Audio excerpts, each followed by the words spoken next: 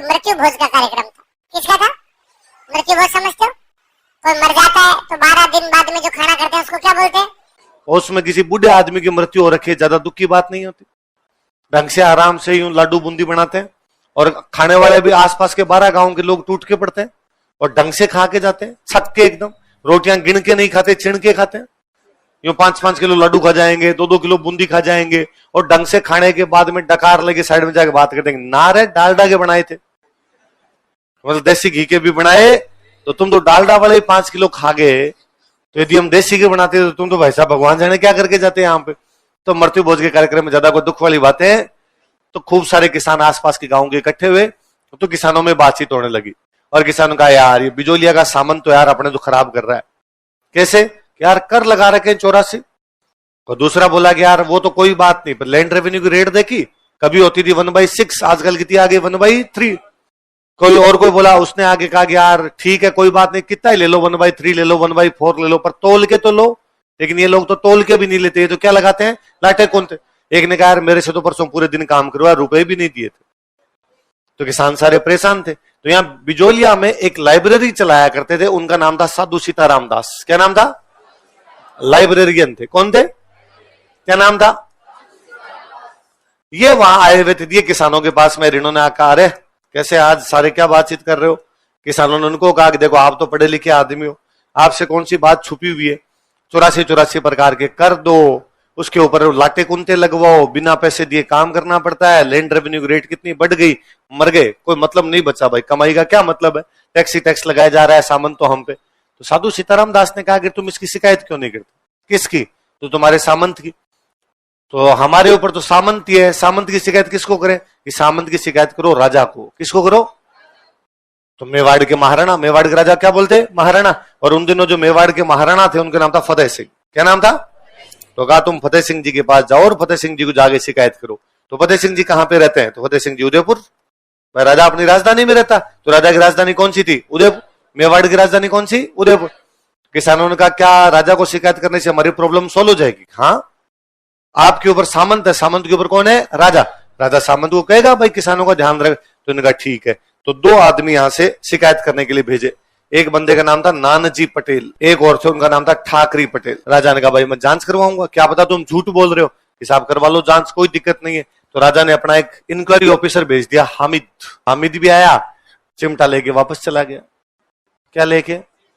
हामिद का चिमटा की कहानी आप में से किस किसने नहीं पढ़ रखी? तो आज प्रेमचंद जी की कहानी पढ़ोगे घर पे जाकर। कौन सी? ईदगाह। कौन सी? उनकी महानतम कहानी है जिसमें एक बच्चा होता है, उसका नाम होता है हामिद। क्या नाम होता है?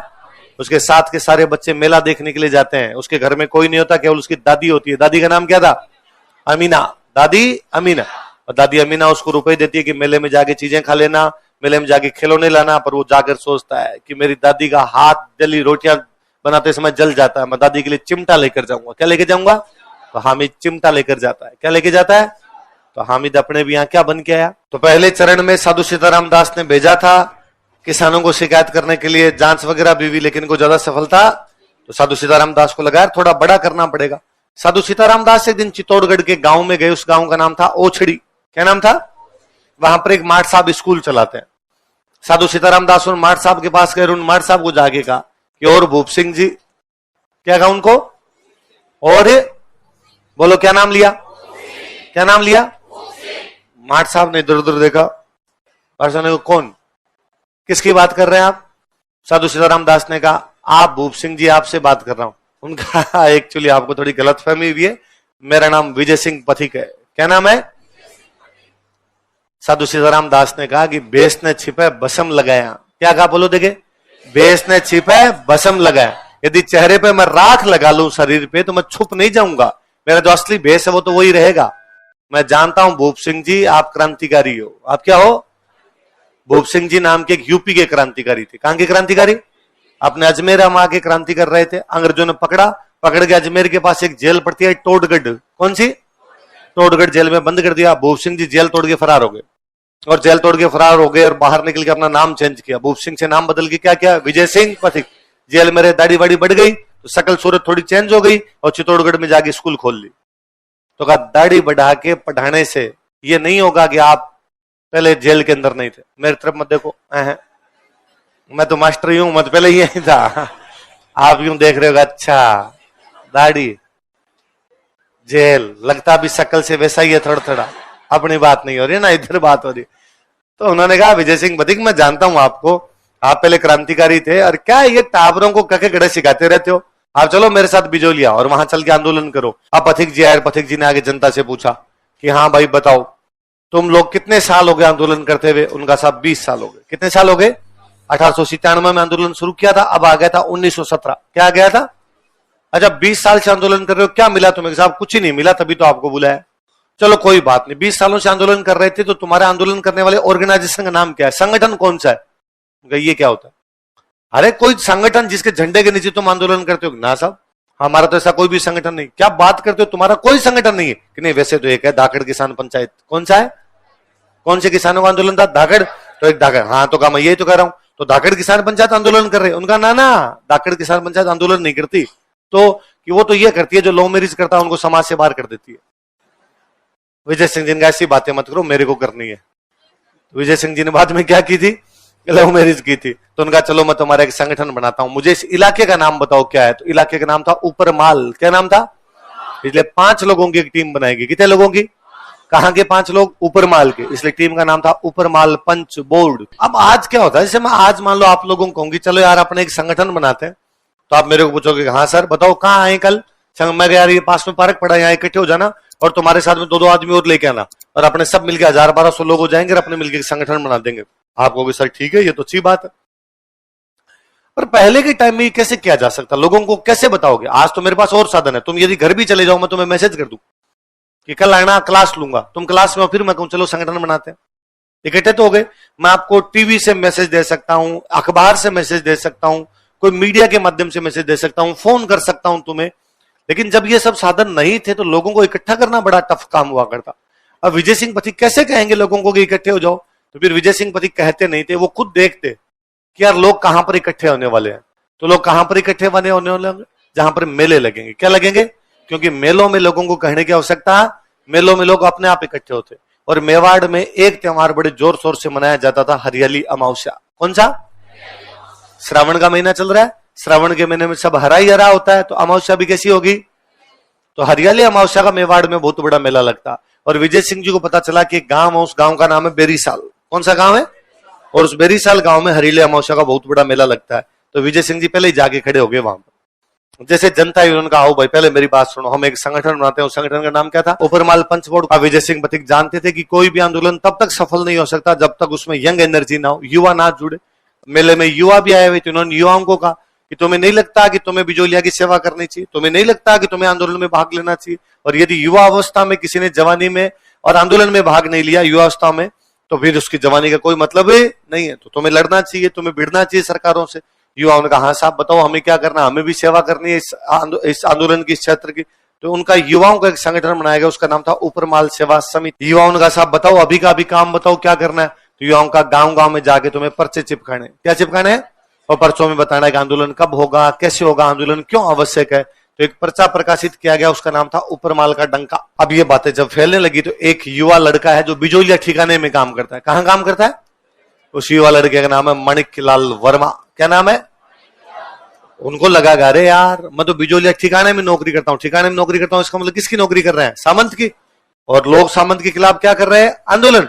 और मैं सामंत की साइड में बैठा हूं, नहीं ये तरीका गलत है, मैं भी लोगों का साथ दूंगा। तो एक बंदा ठाकुर की नौकरी छोड़ के, सामंत की नौकरी छोड़ के आंदोलन में आ गया था। विजय सिंह पथिक बड़े इंटेलिजेंट थे, वो इस बात को भी समझते थे कि जब तक कोई बड़ा ऑर्गेनाइजेशन अपना साथ नहीं देगा तब तक अपनी पार पड़ेगी नहीं।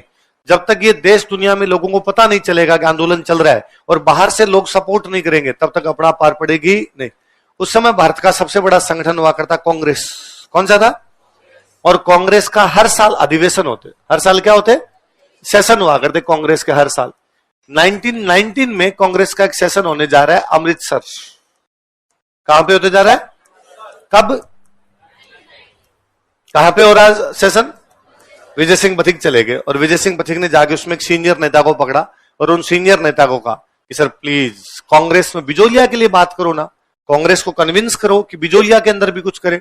उन सीनियर नेता ने कहा पक्का, मैं तुम्हारा तन मन धन से साथ दूंगा और मैं बिजोलिया की बात करूंगा। उन सीनियर नेता के बोलने की बारी है तो उनका भाई सुनो, अपने मेवाड़ एक रियासत है, जानते हो सारे लोग? हाँ साहब, उसमें एक ठिकाना पड़ता है बिजोलिया। 20-22 साल हो गए आंदोलन चलते हुए, लेकिन वहां का सामंत किसानों की तरफ ध्यान देता नहीं। प्लीज यार, कांग्रेस इन किसानों के साथ खड़े हो। कांग्रेस जनता की बात करती है, किसानों की बात करती है, मजदूरों की बात करती है, तो हमें इनके साथ खड़ा होना चाहिए। और जैसे उन सीनियर नेता ने ये बोला, सामने से एक नेता और खड़े हुए। उनका क्या तरीका है? कांग्रेस अंग्रेजों के खिलाफ आंदोलन चलाती है। किसी खिलाफ चलाती है?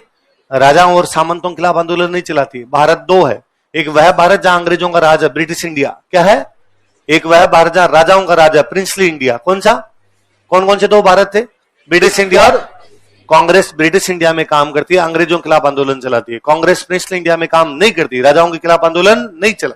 और यदि कांग्रेस ने दोनों तरफ आंदोलन चलाए, अंग्रेजों के भी और राजाओं के, तो कांग्रेस की पावर डिवाइड हो जाएगी, आधी अंग्रेजों के खिलाफ और आधी राजाओं के। फिर ना तो देश से कभी अंग्रेज जाएंगे, ना कभी राजा समाप्त होंगे। इसलिए कांग्रेस राजाओं के खिलाफ कोई आंदोलन नहीं चलाए जब तक देश से अंग्रेज नहीं जाते। और जब अंग्रेज चले जाएंगे तब भी राजाओं के खिलाफ आंदोलन नहीं चलाएंगे। राजाओं से मिल बैठकर बातचीत की जाएगी, क्योंकि अंग्रेज विदेशी है, राजा विदेशी हमारे देश के। यदि वो बात मान लेंगे तो वेल एंड गुड, और यदि बात नहीं मानेंगे तो हम इनके खिलाफ क्या चलाएंगे? आंदोलन। लेकिन तब तक नहीं जब तक हमारे देश में कौन बैठे हुए? और आप ये बुढ़ापा आ गया आपके, पंचायती मत क्या करो, हमेशा कोई भी आंदोलन राजाओं के खिलाफ चलाएंगे। वह पहले व्यक्ति जो खड़े होकर कह रहे थे आंदोलन चलाना चाहिए, वो है बाल गंगाधर तिलक। वो कौन है? वो सामने वाले व्यक्ति जो विरोध कर रहे थे वो है महात्मा गांधी। हिस्ट्री ब्लैक और व्हाइट नहीं है, हिस्ट्री ग्रे है। लोग हिस्ट्री को समझते हैं या तो वो खराब है या वो अच्छी है। हिस्ट्री में या तो कोई व्यक्ति अच्छा है या कोई व्यक्ति बुरा, ना, ऐसा नहीं होता। हर व्यक्ति कभी कभी अच्छा होता है, कभी कभी बुरा। यह होता है किसी व्यक्ति में 100 बातें अच्छी है, 3 बातें बुरी है, तो हम कहते हैं वह एक अच्छा व्यक्ति है। एक व्यक्ति में 100 बातें बुरी है, 2 बातें अच्छी है, तो हम कहते हैं वह बुरा। होता सब है। कौन से एक शायर की लाइन है, मैं भूल तो गया, कि एक ही व्यक्ति में होते हैं खूब सारे व्यक्ति, एक ही आदमी में होते हैं खूब सारे आदमी। बोलो देखे, जब भी देखना तो बार बार देखना। एक ही आदमी में होते हैं खूब सारे आदमी, जब भी देखना तो एक बार देखोगे तो या तो अच्छा लगेगा, या कई बार होता ना अपना कोई, एक बार हम भी किसी बंदे से मिलते हैं फर्स्ट टाइम में, अपने होता है अरे हर का गजब आदमी है, 5-7 दिन बाद लगता है दाब के लिचड़ है। कई बार हम किसी आदमी से मिलते हैं, हमें लगता है यार एरोगेंट बंदा है, यार एटीट्यूड है, बोलने का है नहीं इसको लिहाज कोई। थोड़े दिन बाद हमें लगता है कि भला है यार आदमी, उस दिन ये ऐसे बोल गया कि बाकी यार बहुत अच्छी बातें करता है, इसका मतलब हम उसको अलग तरीके से देखते हैं, तो पर्सपेक्टिव चेंज होते हैं। 1920 में कांग्रेस का सेशन होने जा रहा है नागपुर। कहां पे होने जा रहा है? अच्छा, कांग्रेस के सेशन होते दिसंबर में। कब हुआ करते? तो पिछला हो गया आपका दिसंबर 1919, अब अगला कब होगा? दिसंबर 1920। इन बिटवीन अगस्त 1920 में तिलक की डेथ हो गई। तिलक की डेथ कब हो गई? अगस्त 1920। हमारी बात रखने वाले कौन? तिलक। तिलक गए, अब तो कांग्रेस में पूरी पावर ही किसके पास में? गांधी जी। तो विजय सिंह पथिक इंटेलिजेंट थे कि अब तो अपनी बात कौन करेंगे? गांधी जी। तो 1920 वाले में विजय सिंह पथिक अपने साथ कुछ किसानों को लेके गए और कहा आपने तो बापू को देखते पैर पकड़ लेने। बापू जैसे सेशन में, किसानों ने कहा बापू माई बाप वो आप ही हो, आपके अलावा हमारा दूसरा कोई आदमी तुम ही हो, माता पिता तुम ही हो, और बापू प्लीज कुछ करो। तो बापू ने कहा देखो तन मन धन 3 होते हैं, तन तो मेरा अंग्रेजों के खिलाफ ही लड़ेगा, उधर राजाओं के खिलाफ जाके लड़ेगा, धन मेरे पास आने लंगोट है, यही मानता हूं, ये बिछाता उड़ता हूं, बचा क्या? मन से मैं तुम्हारे साथ। तो गांधी जी ने इस आंदोलन को अपना मोरल सपोर्ट दिया था। क्या दिया था? और ये भी बड़ी बात थी। गांधी जी किसी आंदोलन को मोरल सपोर्ट देंगे, अखबारों में छपेगा, अखबारों में छपेगा तो पूरे देश को पता चलेगा बिजोलिया जैसा आंदोलन चल रहा। हम यही चाहते थे, लोगों की नजरें पड़े, नजरें पड़ेगी तो सरकार पे प्रेशर आएगा। अब सरकार पे दबाव आया कि यार किसान इतने दिन से आंदोलन चला रहे हैं और सरकार उनकी तरफ ध्यान देती नहीं है, तो अब सरकार ने कहा हुआ है हम किसानों की जांच करवाएंगे। क्या करवाएंगे? तो पहले भी जांच करवाई थी, क्या वागने इस बार जांच आयोग बनाते हैं। क्या बनाते हैं? पूरा कमीशन बनाते हैं, कमीशन बताएगा क्या करना क्या नहीं करना।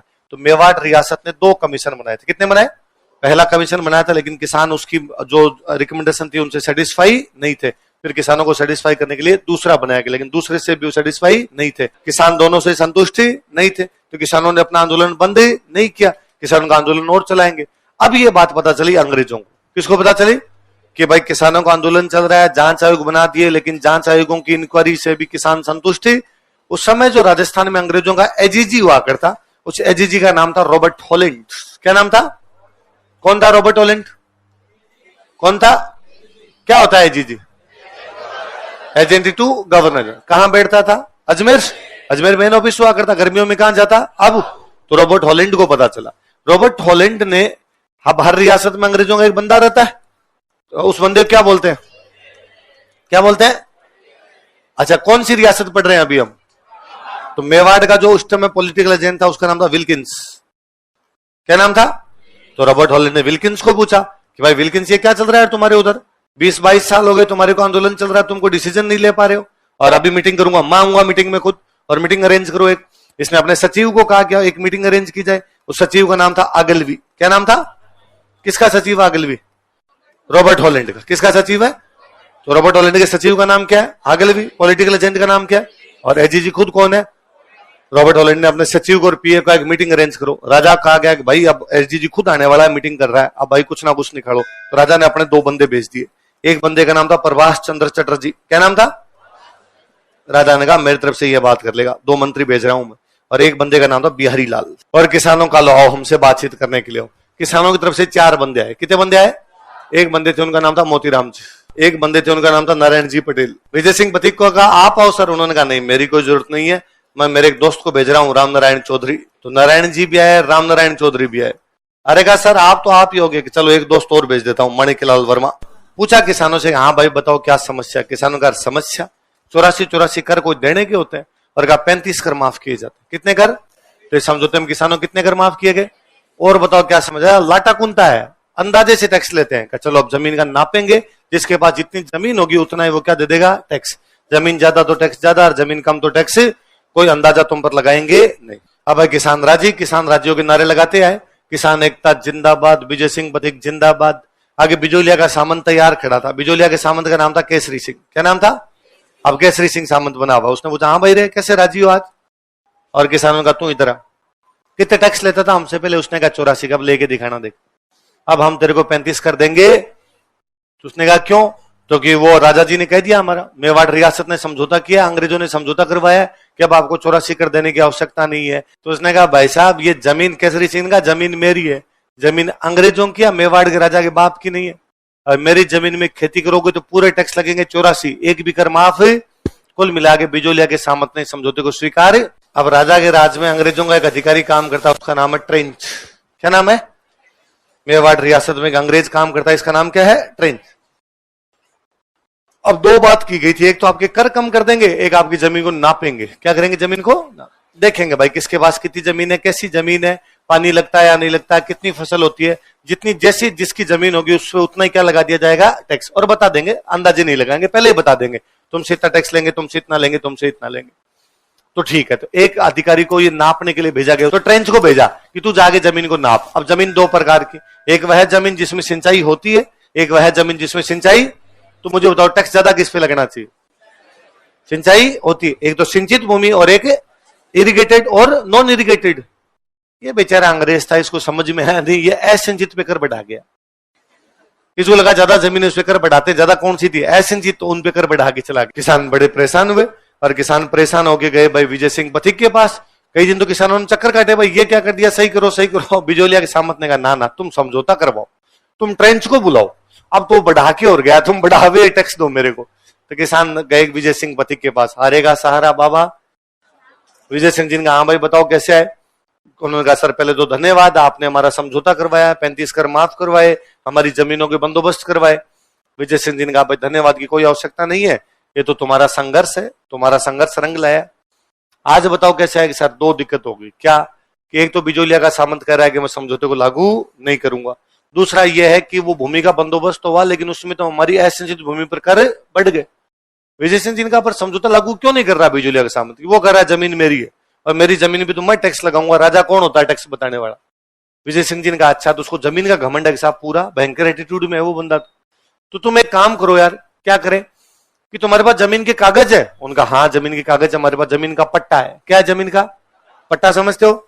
आज भी अपने पास प्लॉटन होते हैं तो उनके क्या होते हैं? अपने पास पट्टे। तो हमारे पास जमीन का पट्टा है, तो तुम एक काम करो, जमीन के पट्टे वापस दे दो, मतलब तुम्हारी असंचित भूमि जीती है वो उसको क्या कर दो? वापस। तुमने कहा फिर तो जमीन भी चली जाएगी हमारे। अरे रुको यार, ऐसे थोड़ी होता है, तुम यदि उसको जमीन वापस दे दोगे तो जमीन खाली रहेगी, हाँ, खेती नहीं होगी, हाँ, तो इनकम नहीं होगी उसकी, कि हाँ, भूखा मरेगा।